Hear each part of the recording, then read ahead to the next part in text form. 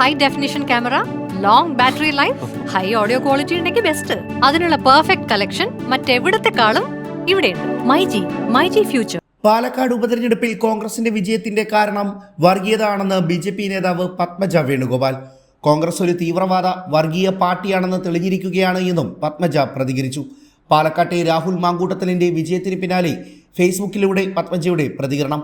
രാഹുൽ ഷാഫിയുടെ നോമിനിയാണെന്ന് KPCC അധ്യക്ഷൻ K സുധാകരന്റെ വാക്കുകളും പത്മജ പങ്കുവച്ചിട്ടുണ്ട്. പത്മജ വേണുഗോപാലിന്റെ ഫേസ്ബുക്ക് കുറിപ്പ് വായിക്കാം. ഇവിടെ ജയിച്ചത് രാഹുലല്ല, ഷാഫിയും ഷാഫിയുടെ വർഗീയതയുമാണ്. എവിടെയാണ് UDFൽ വോട്ട് കൂടിയത് എന്ന് കണ്ടാൽ മനസ്സിലാകും. ഇല്ലാത്ത വർഗീയത പറഞ്ഞ് ജനങ്ങളെ തമ്മിലടിപ്പിക്കുന്ന ഈ വൃത്തികെട്ട രാഷ്ട്രീയം നിർത്തിയില്ലെങ്കിൽ നിങ്ങൾക്ക് ഉടനെ പണി കിട്ടും. എന്തായാലും ഒരു ഭരണവിരുദ്ധ വികാരം ഇവിടെ ഇല്ല എന്ന് ചേലക്കര തെളിയിച്ചു. BJPയും സ്വയം ഒരു ആത്മപരിശോധന നടത്തണം. അതുകൊണ്ട് ഒരു തെറ്റുമില്ല. എവിടെയാണ് വോട്ട് കുറഞ്ഞതെന്നും എന്തുകൊണ്ട് കുറഞ്ഞെന്നും കണ്ടുപിടിക്കാൻ ഒരു ബുദ്ധിമുട്ടുമില്ല.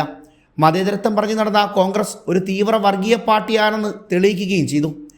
MM ഹസനെ പോലെയുള്ളവരും അൻവർ സാദത്തിനെയും സിദ്ദിഖിനെയും പോലെയുള്ളവരെ കടത്തിവെട്ടി അവരെ ഒന്നുമല്ലാതാക്കി അവരിൽ ഞാൻ മാത്രമാണ് ശരിക്കുള്ള നേതാവെന്ന് ഷാഫി തെളിയിച്ചു.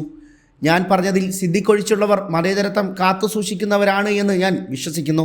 വർഗീയത മാത്രം കളിക്കുന്ന ഷാഫിയെ പോലെയുള്ളവരെ സൂക്ഷിക്കണമെന്നും പത്മജ വേണുഗോപാൽ കുറിപ്പിലൂടെ പറയുന്നു.